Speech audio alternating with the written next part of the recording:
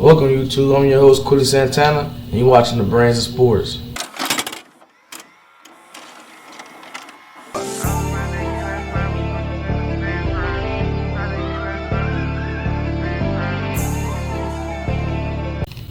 So today, man, we finna talk about the WWE/NBA on Phil Jackson grade, because they going crazy. Luka in LA, De'Aaron Fox is Spur, Zach LaVine, on Sacramento, AD on the Mavs now, and it's getting out of hand. It's still so many more moves to be made, and I can't wait to see what they is. To be honest, like it's so many more teams.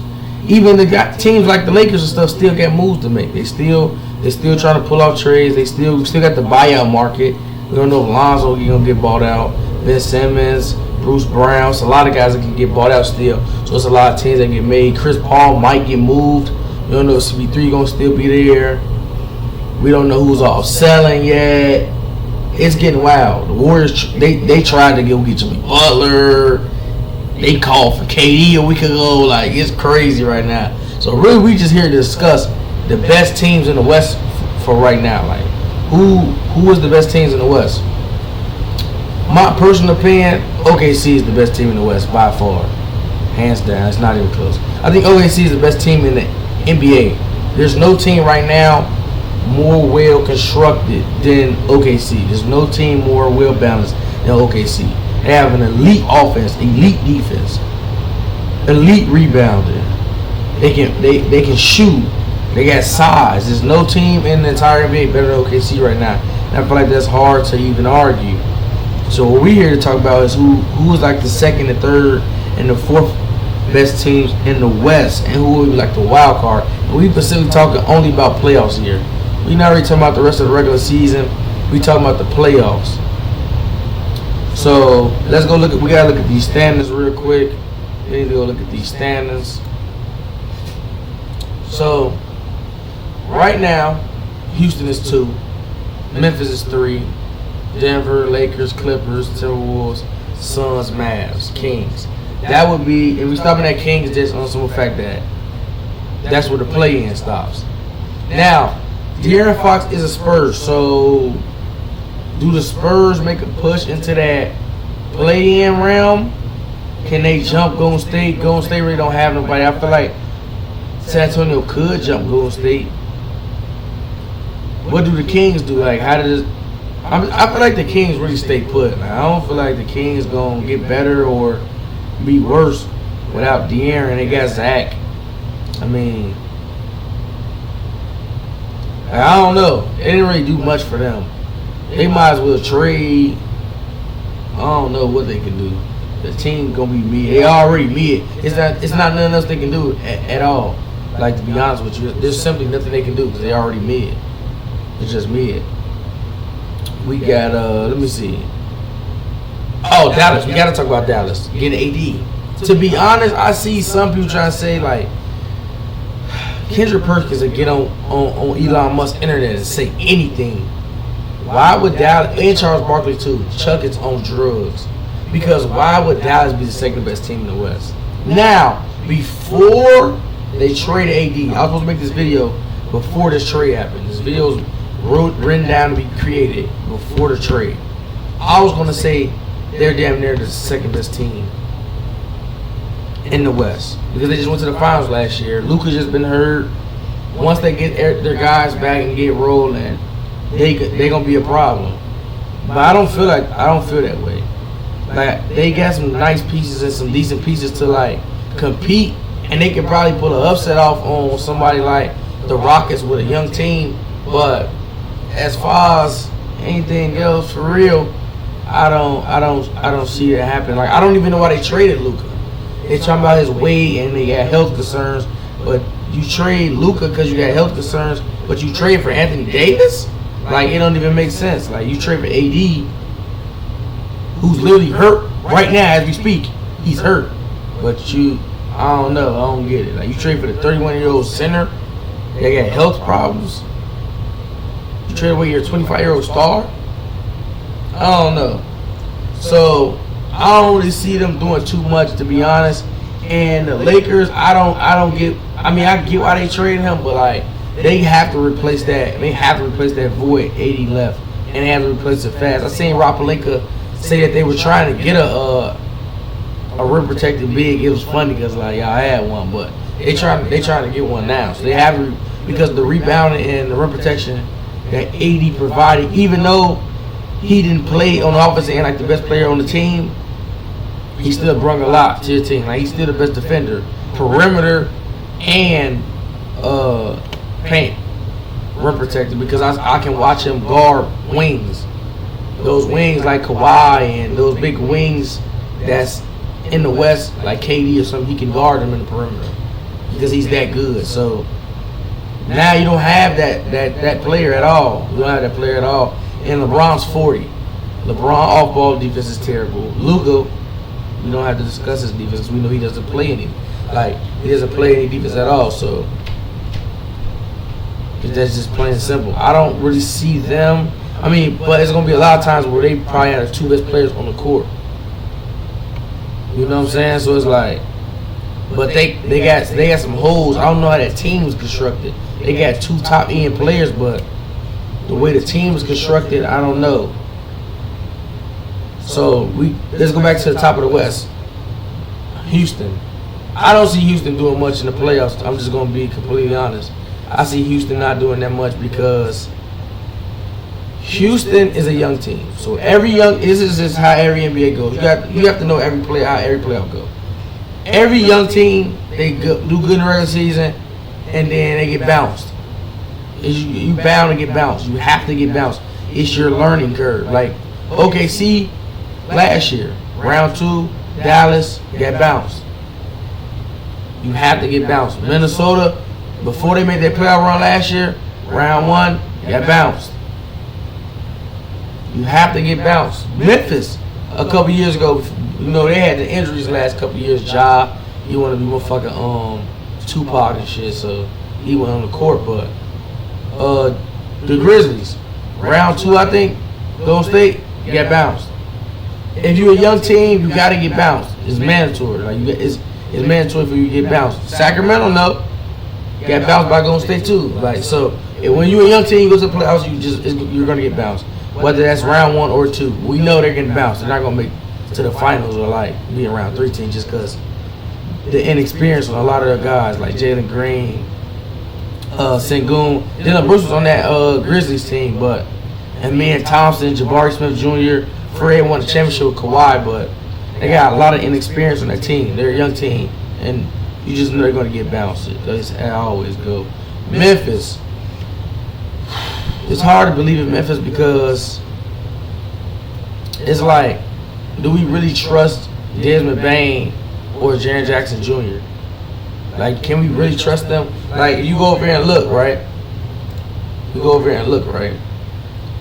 Jaren Jackson had 37 tonight on Giannis. He had like 7 threes. So Triple J had 7 threes and had 37 points. But like, do we trust him for real to do that? I can trust Triple J to do something. I don't know about Desmond Bane. I don't know. Like, we really trust Memphis? I don't know. Denver. It's hard to trust Denver right now with a shaky bench. Denver bench is very shaky right now. They have to bring in some bench help. They have to bring in somebody that can score off the bench. Bruce Brown would be lovely for them to get Bruce Brown back when same guy that was the Swiss Army knife when they won the finals. So Bruce Brown's supposed to be on the buyout market, so if they can get Bruce Brown, that will help their bench tremendously. You know what I'm saying? Because you're just not gonna be able to go far with no bench. Like, with no bench at all, it's not gonna work. We already talked about Lakers, the Clippers. Now the Clippers' problem simply just is Kawhi gonna be healthy or not? Like, and I'm a Kawhi fan. For anybody that's wondering, I'm a big Kawhi fan. I watch the Clippers all the time. I watch a lot of teams all the time. I don't even want to talk about it, bro. I get depressed talking about it. Like, is Kawhi gonna be healthy? If Kawhi is healthy in the playoffs, they can beat anybody. It's just plain and simple. The toughest matchup probably be OKC because when Chet comes back, they're gonna be a handful.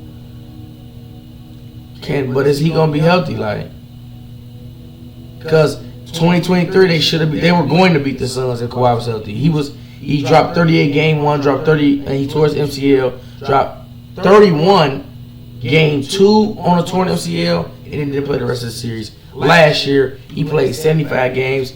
His knee started swelling up and all types of stuff, and then he came back, tried to play, but he just wasn't good enough. Like, he just wasn't good enough. You know what I'm saying? He unhealthy. So is he just gonna be healthy enough? But as far as the team go, they got Harden. Harden is running that offense like a real true PG. Harden got that offense like running like an well-oiled machine. Hot take: Norman Powell should have been Hot take: Norman Powell should have been an all-star over Steph Curry. I don't think Steph Curry even should have been a starter. Steph shouldn't have been a starter at all. He shouldn't have been a starter at all.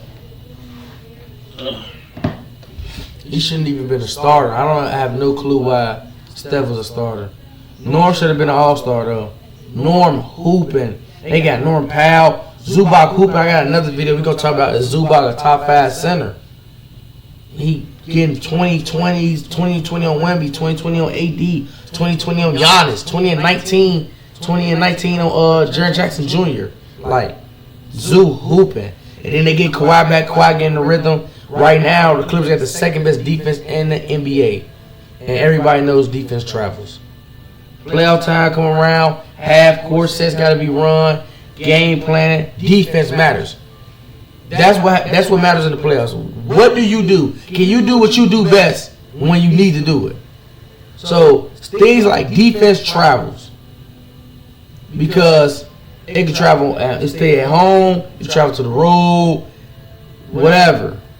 Series to series. If you can play defense, you can win a series. Because all it takes, then you get somebody to some help, somebody get hot, or one player get hot from the 3. One player hustling, getting rebounds, it can get ugly. Because defense travels. Ask Minnesota. Minnesota was great defensively last year. All last year. When the playoffs came, they locked Phoenix down. A lot of people thought Phoenix was going to win. KD, Book, all that good stuff. But when you can play defense, when the playoffs come around, it changed the whole dynamic of a series, because that's what matters. The same reason they beat Denver. If you can play defense, if y'all are a very good defensive team, you can win any series. And that's why I say the Thunder are the best, because they got the best defense in the NBA. They got the number 1 ranked defense in the NBA, and then they got an elite offense to go with it. The Clippers got to get their offensive rating up and offensive consistency. They need to add some people on the bench too. I'm not gonna lie, we need to add some bench help. I seen Ben Simmons out there on the buyout market. And for a lot of people gonna say Ben Simmons, this is for the people that do not watch the NBA. So this is the reason why this channel is called The Brains of Sports.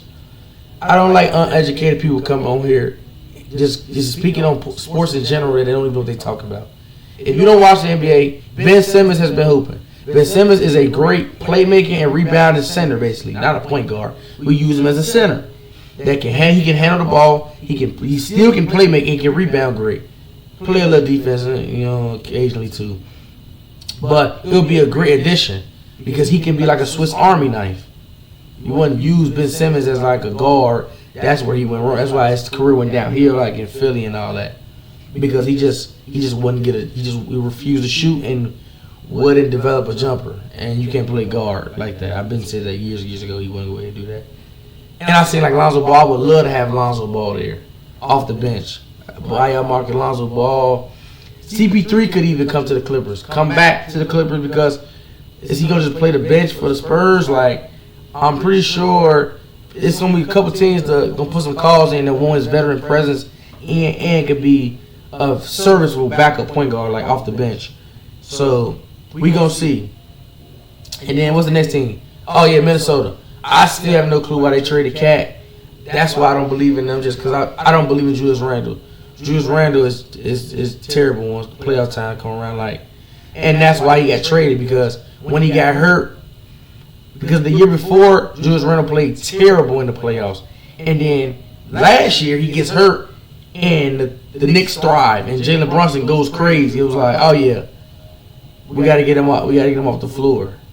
We got to move him around. But they went out and got Karl-Anthony Towns. It was like they upgraded. They got a better player, so it was a win-win for them.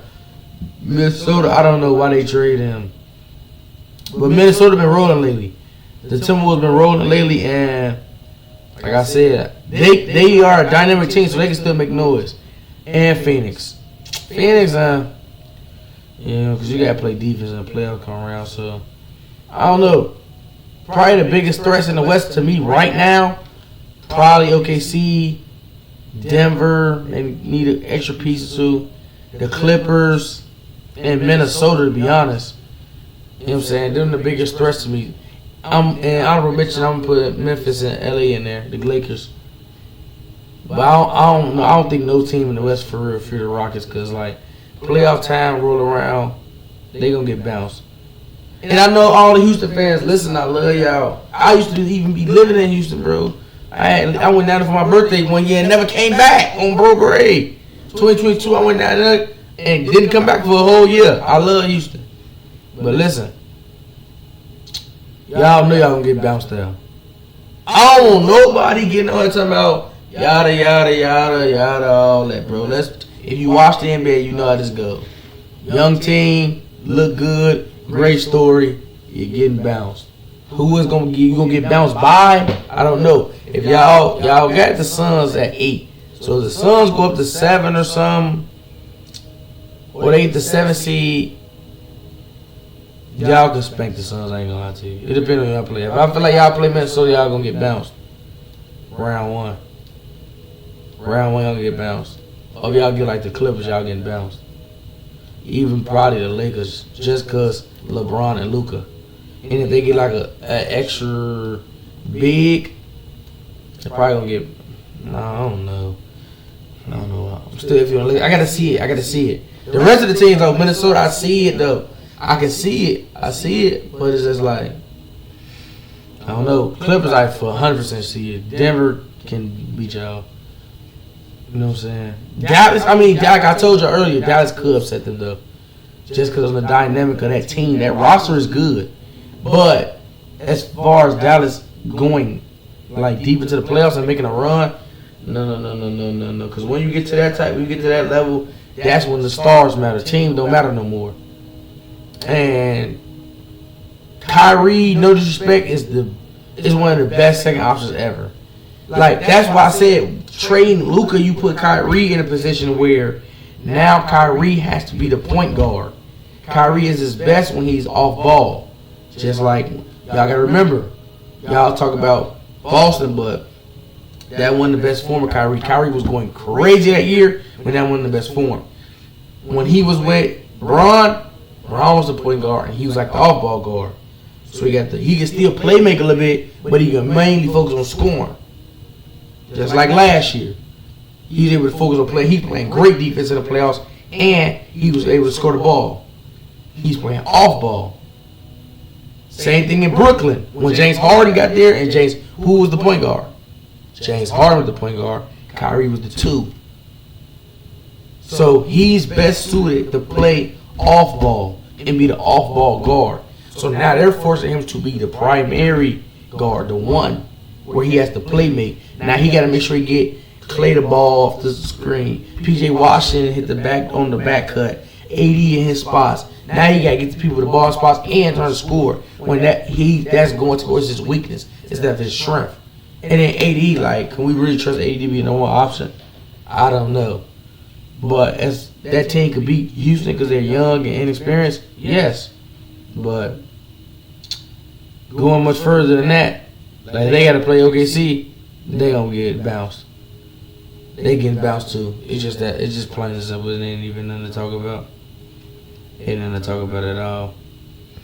So yeah. So now we just talking about what's the next trade gonna be? What's the next moves? Who next to get bought out? All that type of stuff, because that's really the next moves right now. Where is Jimmy Butler going to end up? We don't know. But yeah, man, so We're gonna have more content coming, man. This is just the beginning of the content, man. I'm just pushing out this late night video for y'all. You know what I'm saying? Tune in if you want to hear intelligent sports talk and you tired of people that shouldn't have podcast equipment. Bro, then tune in, like, comment, subscribe, share, and stay tuned to the next video.